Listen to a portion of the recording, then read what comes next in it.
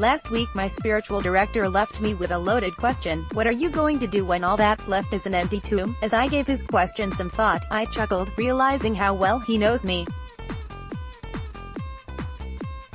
Now he can even see my stumbles coming before I do. What he was surely thinking of is how much I love church, and how just being inside the walls of the church brings me a feeling of such security and peace. I absolutely love Holy Week, mostly because I get to be at church a lot more than usual. I am in love with the music, the fellowship of our community, the beautiful liturgies, and that precious scent of incense. I get so that I never want to leave.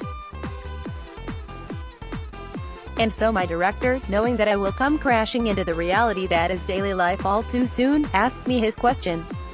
We have so much to reflect on when we read the gospel, so many descriptions of people's experiences in the presence of God, but how often do we reflect on what happened after those big moments?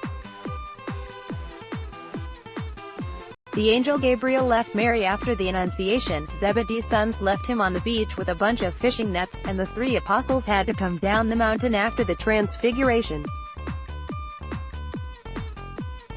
After those big moments, ordinariness followed.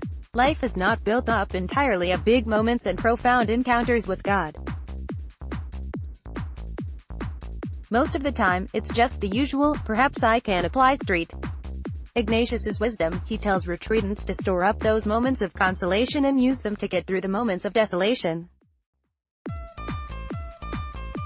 While the empty tomb doesn't have to be desolation per se, maybe the experiences I have stored up over Holy Week can give me the courage to walk away from the empty tomb and go out once again.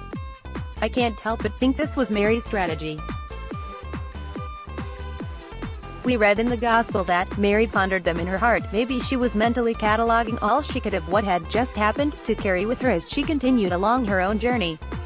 Like one who plans food for a long trip, she knew to save the moments and memories and make them last as long as she could. The empty tomb doesn't have to be my crash and burn. If I take my experiences of Holy Week, my big moments, and ponder them and cherish them as the holy treasures they are, perhaps they will become the food for my missioning out from the tomb. Go now, the Mass has ended, and now it's business as usual.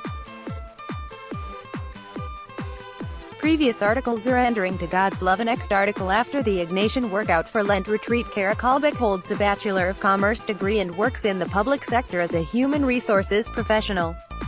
Kara recently completed the spiritual exercises and has since felt quite drawn to Ignatian spirituality.